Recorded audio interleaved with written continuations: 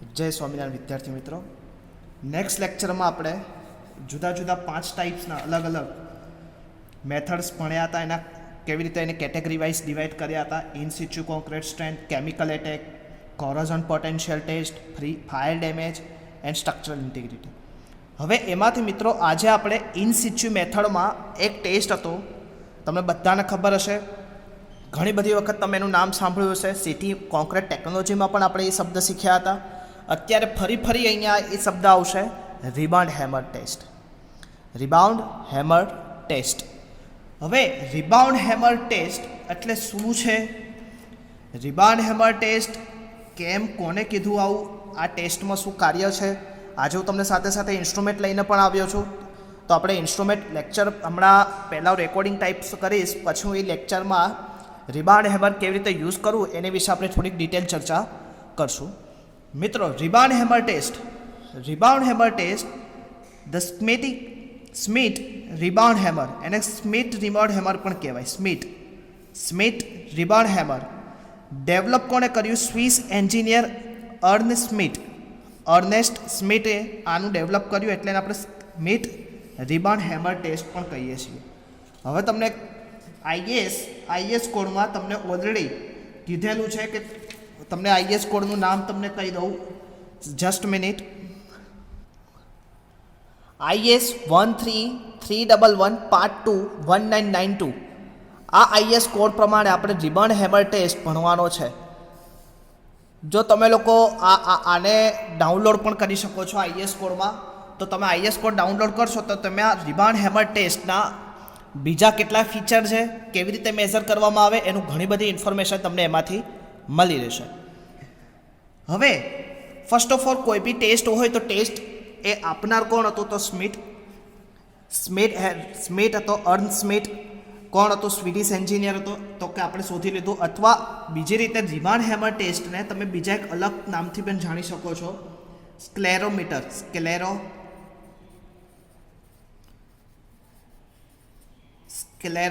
Test.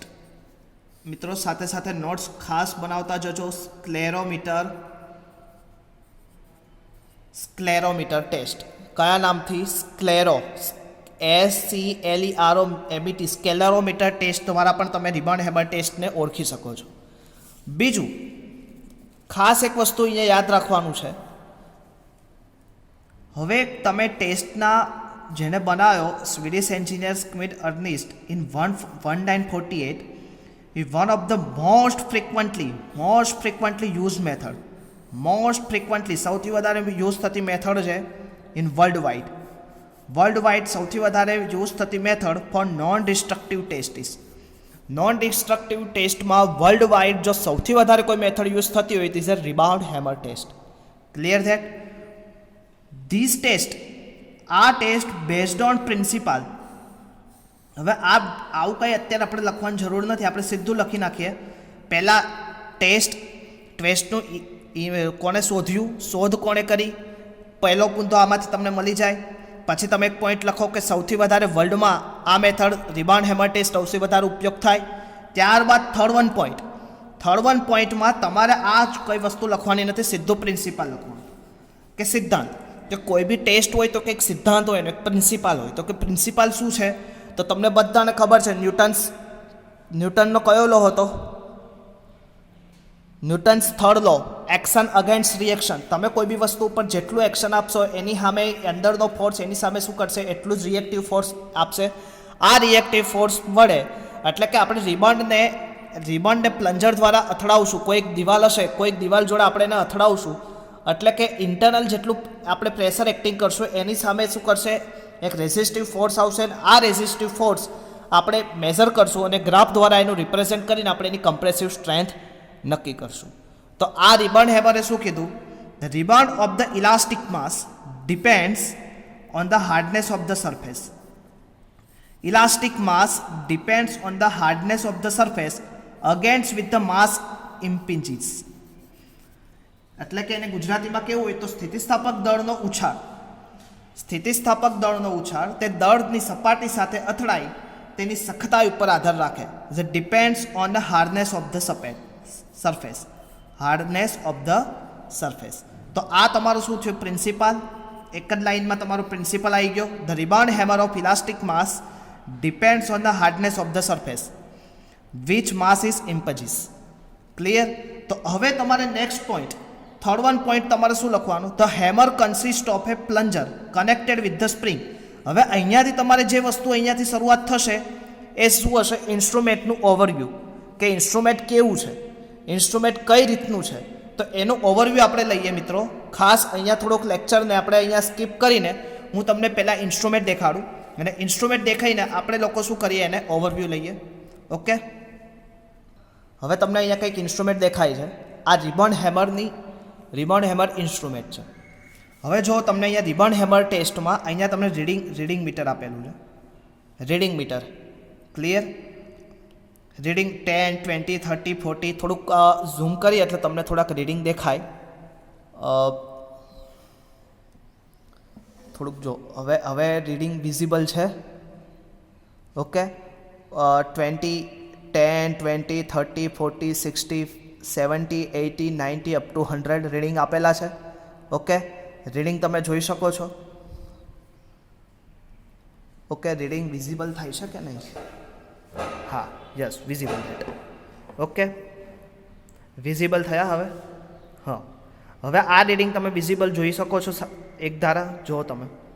Okay, હવે અહીંયા એક તમને સ્વિચ આપેલી હોય, આ લોક એન્ડ કી સ્વિચ છે, કે કદાચ કોઈ જ્યારે તમારે રિબન હેમરને અત્યારે કોઈ યુઝેબલ નથી તો આ લોક એન્ડ કીની સ્વિચને શું કરવાની? સ્ટોપ કરી દેવાની.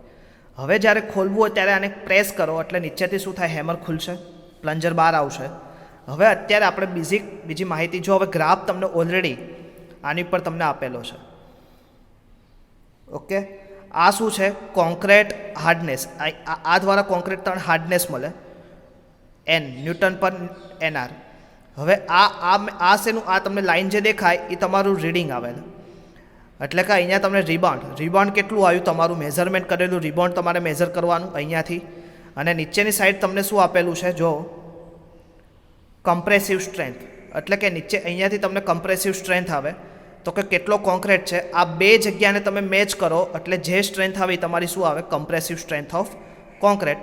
હવે કોન્ક્રીટનો ક્યુબ તમને બધાને 150/150/150નો કન્સિડર કર્યો હતો, અને FCK ઇઝ ન્યૂટન પર mm² અહીંયા કન્સિડરેશન, એટલે એ જ પ્રમાણે તમારે લેવાની છે.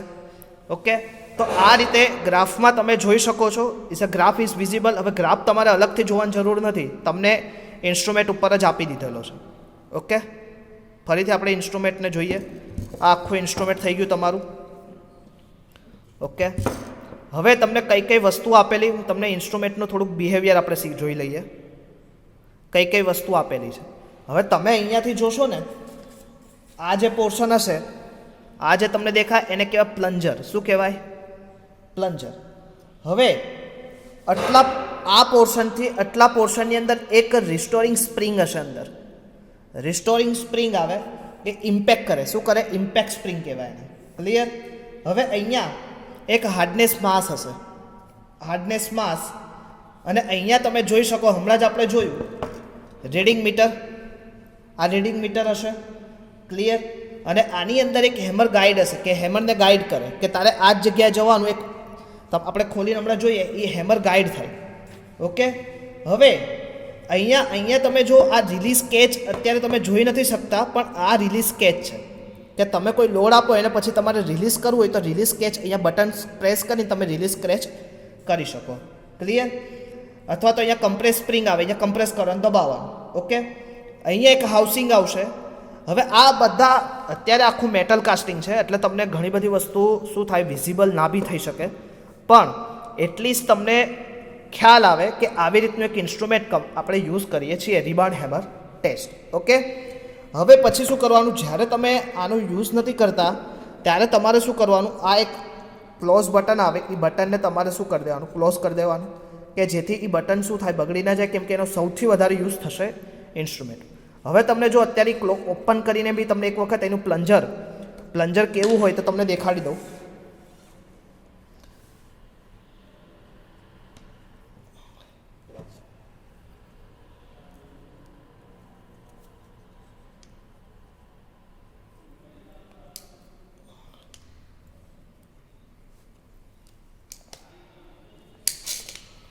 ઓકે, જો અત્યારે જો હવે તમે પ્લન્જર આને ઓપન કર્યું તો હવે જો આ જે વસ્તુ હશે એ જો બહાર આવી ગયું, પ્રેસ બટન, આ સ્પ્રિંગ જેવું ફીલ થશે.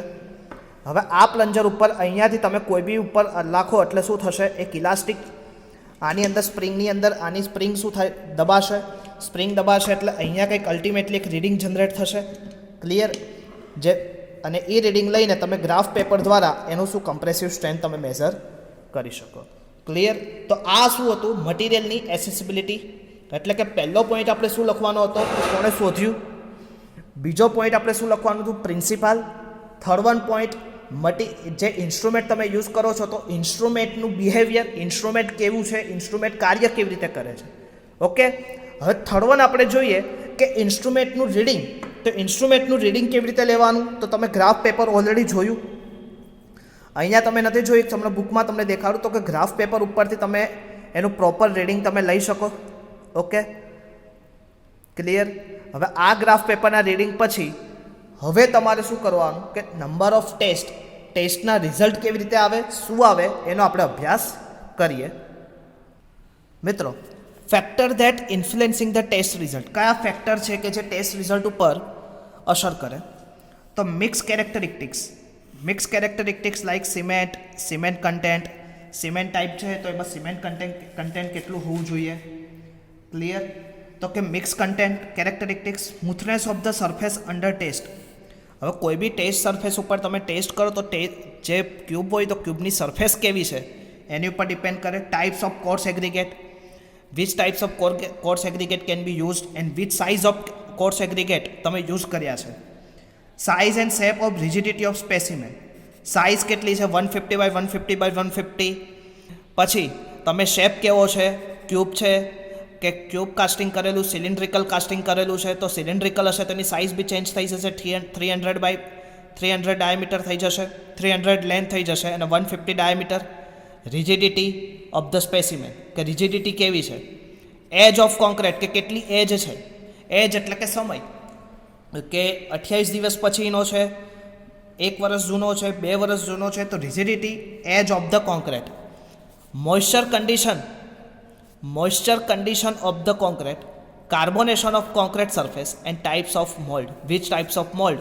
આ બધા ઉપર શું થશે, factor influence the test result. Test result આ બધા ઉપર શું કરશે, અલગ અલગ રીતે બિહેવ કરશે. એટલે એકનો એક ટેસ્ટ તમે બીજી રીતે કરશો તેના રીડિંગમાં કંઈક ને કંઈક ચેન્જીસ આવશે. એ ચેન્જીસ પાછળના રીઝનો કયા કયા છે, તો સપાટીનું લીસાપણું, ટેસ્ટ નમૂનાની જાડાઈ, સાઇઝ, આકાર, કોન્ક્રીટની એજ, કોન્ક્રીટમાં મોઇસ્ચરનું પ્રમાણ, કોર્સ એગ્રીગેટનો પ્રકાર, સિમેન્ટનો ટાઈપ્સ અને કોન્ક્રીટ સપાટીનું કાર્બોનેશન. Is a most typical question in GTU કે factor influence the test result of rebound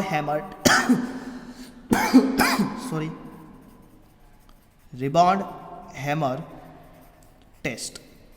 okay, rebound hammer ટેસ્ટના factor influence the test result. Clear? હવે મિત્રો જો as per 13311 part 2 1992 explain the standard procedure of test and correction between concrete cube strength rebound hammer test. હવે rebound hammer test જો તમને આપેલું હતું, આ શું છે અહીંયા મિત્રો, એક સરફેસ છે. સરફેસ જોડે આપણે શું હતું, જે નાનું બહાર આવતું હતું પ્લન્જર.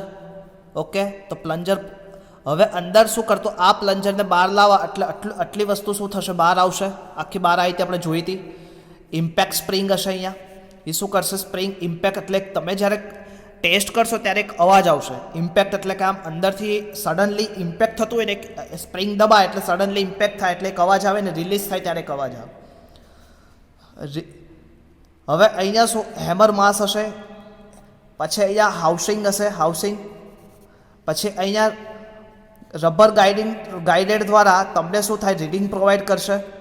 વિન્ડો એન્ડ સ્કેલ એટલે કે સ્કેલ હશે, અથવા તો આપણે અત્યારે તો ડાયરેક્ટ રીડિંગ જ આવતા હતા, તો રીડિંગ પ્રોવાઈડ થશે. હવે અહીંયા શું હશે, લોકિંગ બટન, આપણે જોયું હતું સાઈડમાં એક લોકિંગ બટન હતું. કમ્પ્રેશન સ્પ્રિંગ એટલે કે દબાવતી વખતે પાછી એની રિલીઝ કરતી વખતેની સ્પ્રિંગ. એન્ડ રિલીઝ કેચ એટલે કે અહીંયા હું પુશ કરું એટલે શું થાય, આ જે અહીંયા કેચીસ જે પકડી રાખ્યું હોય રીડિંગ લેવા માટે એ શું થશે, રિલીઝ થઈ જશે. ઓકે, એટલે પાછું આ પોતાની સ્મૂથ સ્થાન ઉપર આવી જશે. તમારે આ ડ્રોઈંગ તમારે લોકોએ કરવાનું છે ટિપિકલ રિબોન્ડ ટેસ્ટ હેમર. ઓકે, ખાસ યાદ રહેશે. તો આ શું હતું? રિબોન્ડ હેમર ટેસ્ટ વિશેની વાત હતી. હવે મિત્રો રિબોન્ડ હેમર ટેસ્ટ તો આપણે કર્યું, પણ રિબોન્ડ હેમર ટેસ્ટથી કંઈક રીડિંગ આવશે, કંઈક રિબોન્ડ નંબર મળશે મને. આ રિબોન્ડ નંબર ઉપરથી હું ક્વોલિટી ઓફ કોન્ક્રીટને કેવી રીતે પ્રીડિફાઇન કરી શકું એની વિશે આપણે વાત કરીએ. તો હવે આપણે સીધા જઈએ ટેસ્ટ રિઝલ્ટના એનાલિસિસ ઉપર. પહેલો પોઈન્ટ આપણે શું શોધ્યું હતું? ઓરિજિન, એટલે કે કોણે શોધ્યું. બીજો પોઈન્ટ પ્રિન્સિપાલ. ત્રીજો પોઈન્ટ મટીરિયલની કાર્યવાહી, એટલે કે કેવી રીતે મટીરિયલ કામ કરે છે. થર્ડ વન ઇઝ મટીરિયલ કયા influence factor that influence this material. ચોથો પોઈન્ટ. અને પાંચમો પોઈન્ટ હવે કે મટીરિયલના ટેસ્ટ રિઝલ્ટ નંબર ઓફ રિબોન્ડ એ મારા કોન્ક્રીટની ક્વોલિટી કઈ કઈ રીતે આપે છે, એ કયા ભાગમાં ડિવાઈડ કરી દે છે, એના વિશે આપણે માહિતી લઈએ મિત્રો. ઓકે મિત્રો, રિબોન્ડ નંબર, એવરેજ રિબોન્ડ નંબર. હવે એવરેજ રિબોન્ડ નંબર એવું લખવાનું રીઝન એવું એટલા માટે કે મિત્રો આપણે જે રિબોન્ડ ટેસ્ટ કરશું, રિબોન્ડ હેમર ટેસ્ટ વડે આપણે જે સેમ્પલનું કમ્પ્રેસિવ સ્ટ્રેન્થ મેઝર કરશું એ એક નંબરથી આપણે સંતોષને માનીએ. આપણે શું કરશું? એના અલગ અલગ લોકેશન ઉપર આપણે એના મેઝરમેન્ટ કરશું. એટલે કે કોઈ એક જો આપણે ક્યુબ કાસ્ટિંગ કરીએ તો ક્યુબની એક સપાટીને સીધા એક લાઇનમાં આવતા વર્ટિકલ ફેસીસ ઉપર આવતા ત્રણનું આપણે મેઝર કરશું.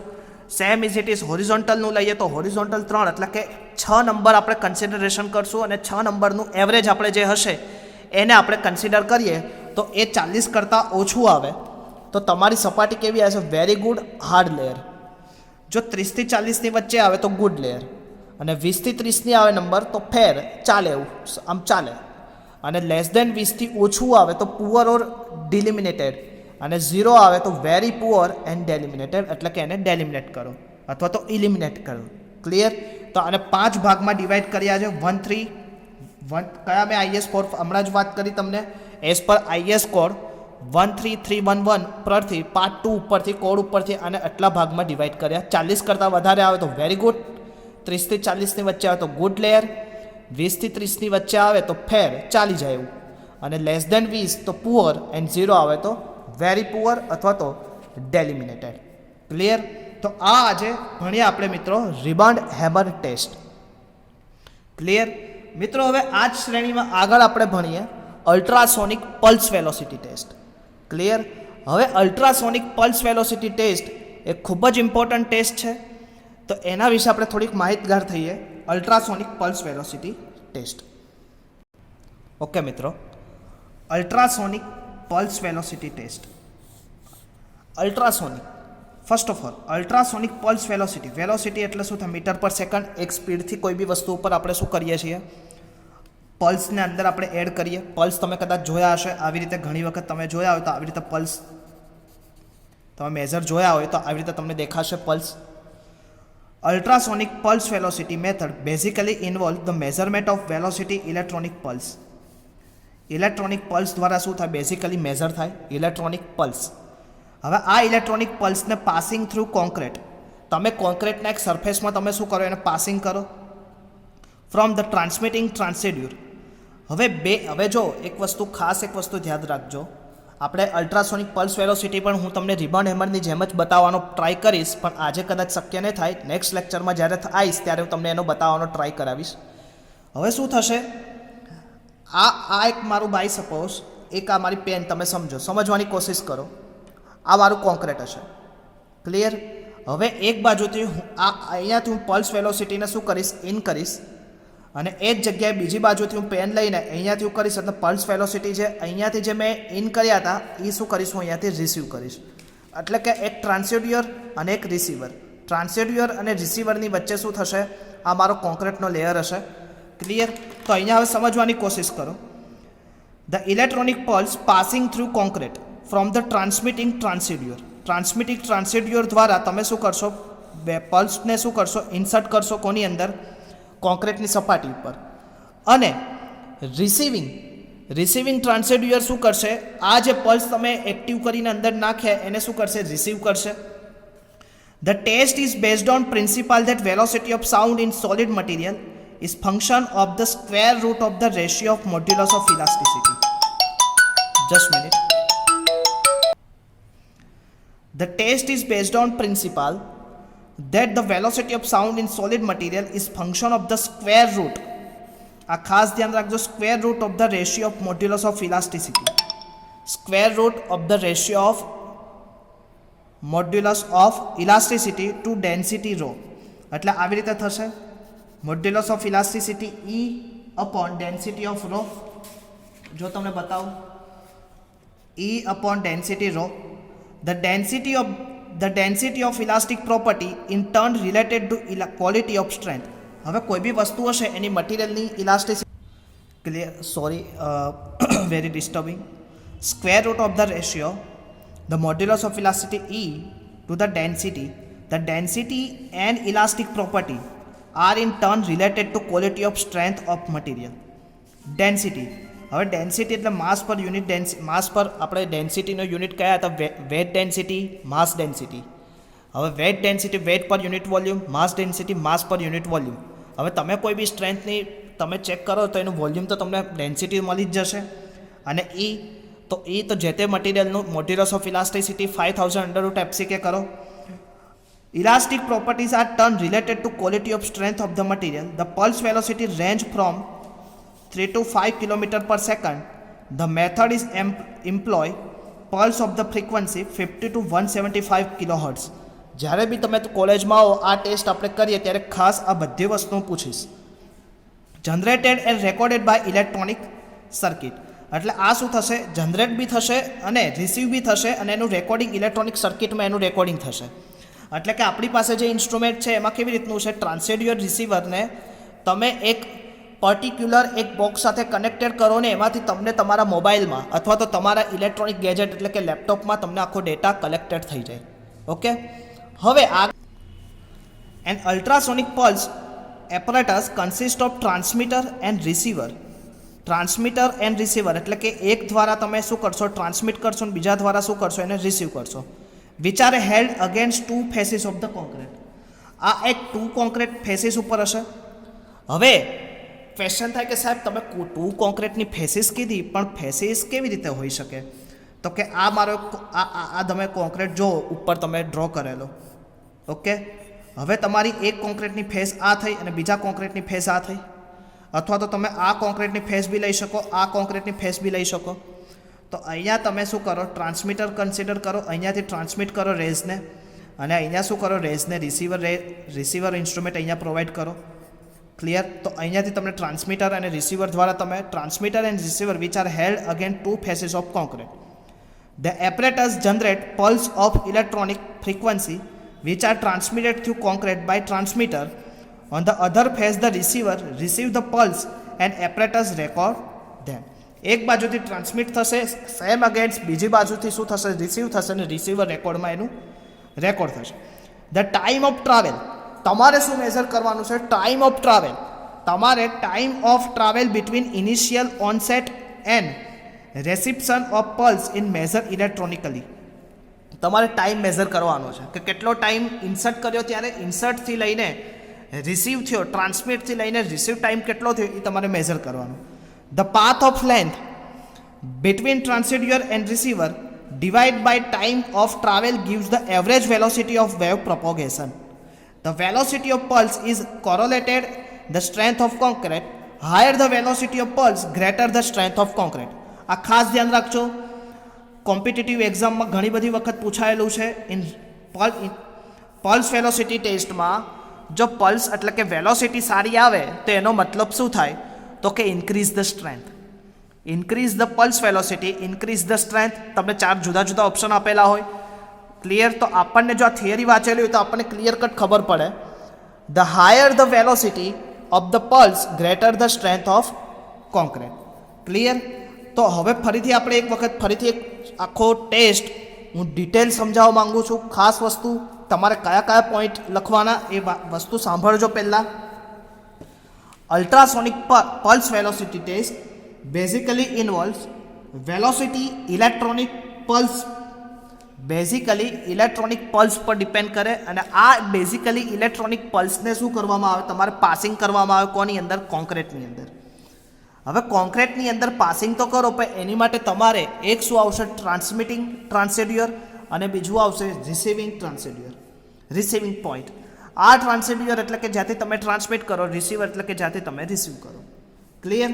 હવે તમે કોઈ બી મટીરિયલ લો તો મટીરિયલનું તમારે ખાસ એક વસ્તુ ધ્યાન રાખવાનું, તો કે સખત પદાર્થમાં અવાજનો વેગ જે તે પદાર્થની મોડ્યુલસ ઓફ ઇલાસ્ટિસિટી અને ડેન્સિટીના વર્ગમૂળના રેશિયો ઉપર ડિપેન્ડ કરે છે. મેં અહીંયા વસ્તુ લખેલી છે, square root of the ratio of modulus of elasticity E to density is a depend. એટલે કે V ઇઝ પ્રપોઝનલ, આવી રીતે લખવાનું, V is proportional to modulus of elasticity upon density. Velocity કોની પર ડિપેન્ડ કરે? સ્ક્વેર રૂટ ઓફ સ્થિતિસ્થાપકતા અને ડેન્સિટીના અંડર રૂટ ઉપર, એટલે કે એના શેના અંડર રૂટ એટલે કે વર્ગમૂળ ઉપર આધાર કરે છે. ઓકે.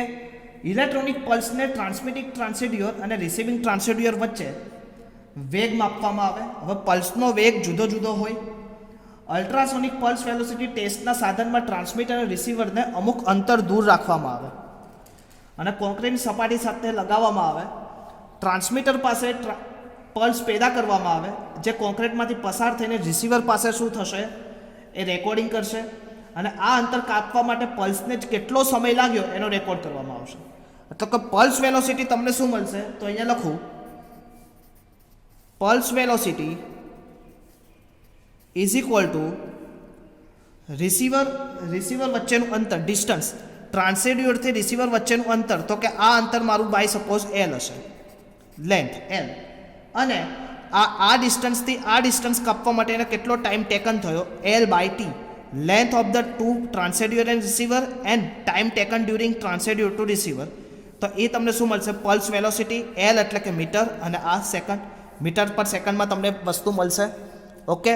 હવે તમે લોકો પલ્સ વેલોસિટીથી એનું રિઝલ્ટ આવી ગયું. હવે અહીંયા પણ જેવી રીતે રિબોન્ડમાં મેં કીધું હતું એવી રીતે પલ્સ વેલોસિટીમાં પણ શું હશે? એના અલગ રીડિંગ હશે. તો એ રીડિંગ આપણે જોઈએ. જો તમારું અલ્ટ્રાસોનિક પલ્સ વેલોસિટી 3 કરતાં ઓછું, 3 મીટર પર સેકન્ડ કરતાં ઓછું હશે, સેમ ઇઝ 13311 પાર્ટ 1 એટલે અલ્ટ્રાસોનિક, પાર્ટ 2 એટલે રિબોન્ડ હેમર. યાદ રાખજો, કોમ્પિટિટિવ એક્ઝામ માટે ખાસ 13311 પાર્ટ 2 રિબોન્ડ હેમર, પાર્ટ 1 તમારું શું આવશે? Ultrasonic pulse velocity. 3 કરતાં ઓછું હશે તો ડાઉટફુલ, 3 થી 3.5ની વચ્ચે હશે તો મીડિયમ, 3.5 થી 4.5 તો ગુડ, અને અબવ 4.5 ઇઝ એક્સલન્ટ. ક્લિયર? હવે અહીંયા એક વસ્તુ સમજવાની રહે કે સર અમારે જે ટ્રાન્સડ્યુસર અને રિસીવર, અહીંયા સુધી જો તમને GTM પૂછે મિત્રો તો અહીંયા સુધી તમારે લખવાનું, આટલા પોઈન્ટ ટ્રાન્સડ્યુસર પોઈન્ટ કોને કહેવાય, રિસીવર પોઈન્ટ કોને કહેવાય, પછી તમારે modulus of under root of ratio of modulus of elasticity to density, આ બધી વસ્તુ તમારે કન્સિડરેશન કરીને લખવાની. સાથે સાથે તમે લખતા જ ગયા હશો પોઈન્ટ, તો એ લખતા જવાનું, પછી તમારે બતાવવાનું. પછી પલ્સ વેલોસિટી કેવી રીતે મેઝર થાય? તો કે લેન્થ ઓફ ટુ ટ્રાન્સડ્યુસર અને રિસીવર વચ્ચેનું જે ડિસ્ટન્સ છે કોન્ક્રીટની સપાટીનું, એની લેન્થ અપોન ટ્રાન્સડ્યુસરથી રિસીવર સુધી પહોંચવા માટે કેટલો ટાઈમ થયો, time taken to the transducer to the receiver. તો કે આ ટાઈમના બંને એટલે કે લેન્થ અપોન ટાઈમના રેશિયોને તમને શું મળે? તમને વેલોસિટી મળે. અને આ વેલોસિટીને અલગ રીતે તમે દર્શાવીને એનું તમે રિઝલ્ટ ફાઇન્ડ કરી શકો. ક્લિયર? તો રિઝલ્ટ તમારી સામે અહીંયા આપેલું છે. ઓકે. હવે અહીંયાથી થોડુંક સમજવાનો પોઈન્ટ છે કે સર ટ્રાન્સડ્યુસરને અમે એરેન્જમેન્ટ કેવી રીતે કરીએ? તમારી બુકમાં આપેલું એટલે આપણે ઉપર જોઈ લઈએ. ટ્રાન્સડ્યુસર એરેન્જમેન્ટ, ટ્રાન્સડ્યુસર કે જ્યાંથી તમારે ટ્રાન્સફર કરવાના છે પલ્સને. There are 3 way to measuring pulse. 3 રીતે તમે મેઝર કરી શકો. એક તો ડાયરેક્ટ ટ્રાન્સમિશન, કે બંને સપાટીને એકબીજાની ઓપોઝિટ ફેસીસ ઉપર મૂકો. આ એક અહીંયા સપાટી, એક સપાટી અહીંયા. સેમી ડાયરેક્ટ એટલે કે એક સપાટીને અહીંયા મૂકો. હવે આ બાય સપોઝ મારું કોન્ક્રીટ હશે, કોન્ક્રીટનું લેયર, તો એક સપાટીને અહીંયા મૂકો તો એકને અહીંયા મૂકો, તો આને સેમી કહેવાય. અને ઇનડાયરેક્ટ ટ્રાન્સમિશન એટલે કે એક કોન્ક્રીટના લેયર ઉપર બે એક જ સાઈડમાં મૂકો. ક્લિયર? તો 3 રીતના થઈ ગયા. પહેલું શું આવશે? એકબીજાની સામે, એક અહીંયા હોય તો એક અહીંયા ઓપોઝિટ ડાયરેક્શનમાં, એક બીજું કયું આવ્યું? સેમી, અને ત્રીજું કયું આવ્યું? સેમ ડાયરેક્શન એટલે કે સેમ ફેસીસ. ઓપોઝિટ ફેસીસ ઉપર, એડજસ્ટન્ટ ફેસીસ ઉપર અને સેમ ફેસીસ ઉપર તમે ટ્રાન્સડ્યુસર એરેન્જમેન્ટ કરી શકો. Second, okay. તો આ રીતે તમે ટ્રાન્સડ્યુસર ફેસીસ કર્યું. એ પછી factor affecting pulse velocity measurement. હવે મેં હમણાં જ કીધું હતું કે સરફેસ તમારે જોવી પડશે સરફેસ કેવી છે, સ્મૂથનેસ સરફેસ છે, હવે અનઇવનનેસ સરફેસ નથી, તો એ બધી વસ્તુ ખાસ કન્સિડરેશન કરવી પડશે. જો મિત્રો અહીંયા શું આવે, ડાયરેક્ટ એટલે કે બે ઓપોઝિટ પાથ ઉપર, બીજું ઇનડાયરેક્ટ એક ટ્રાન્સેડ્યુઅર એક રિસીવર, એક એડજસન્ટ એજીસ ઉપર. આવું આવે ઓપોઝિટ એજીસ, આ એડજસન્ટ સેમી એડજસન્ટ એજીસ, અને આ સેમ એજીસ ઉપર તમે ટ્રાન્સેડ્યુઅર અને રિસીવર દ્વારા મેઝર કરી શકો. હવે મિત્રો આ જે સરફેસ હોય, સરફેસ ઉપર એ વેલોસિટી ડિપેન્ડ કરે. પછી આ પાથ લેન્થ કેટલો છે, આ પાથ લેન્થ ઉપર ડિપેન્ડ થાય. હવે અહીંયા પાથ લેન્થ ઓછો હોય તો જલ્દી પહોંચી જશે, એટલે વેલોસિટી આપણને વધારે મળી શકે, ઓછી મળી શકે. અહીંયા પાથ લેન્થ ઉપર ડિપેન્ડ કરે. એટલે ખાસ એક વસ્તુ ધ્યાન રાખવાની કે the path may be anywhere from 30 mm in case of column and 23 mm mass concrete gravity dam. 23 mm mass concrete gravity ડેમમાં અને 300 mm શેમાં કોલમમાં તમે કન્સિડરેશન કરવું પડે. ઓકે, હવે એપ્લિકેશન ઓફ ટેસ્ટ ઘણી બધી છે. તમારે લોકોએ મને નેટ ઉપરથી બતાવવાનું છે કે કેટલી એપ્લિકેશન અલ્ટ્રાસોનિક પલ્સ વેલોસિટીની છે, અને એ તમારે ફાઇલ પેજમાં બી લખવાનું છે. એટલે તમારા 2 ટેસ્ટ થયા. આગલા લેક્ચરનો એનડીટી ટેસ્ટ કયા 5 પ્રકાર, આજનો લેક્ચરનું શું થયું, રિબાઉન્ડ હેમર ટેસ્ટ અને અલ્ટ્રાસોનિક પલ્સ વેલોસિટી ટેસ્ટ. તો મિત્રો ખાસ આવતા લેક્ચરમાં આપણે કોર કટિંગ ટેસ્ટ વિશે માહિતી લઈને નેક્સ્ટ ચેપ્ટર આપણે સ્ટાર્ટ કરશું. કોન્ક્રીટનું serviceability and requirement of strength, durability and permeability વિશેનો ડિટેલ ચર્ચા નેક્સ્ટ ટાઈમથી આપણે સ્ટાર્ટ કરશું. ત્યાં સુધી મિત્રો જય સ્વામિનારાયણ.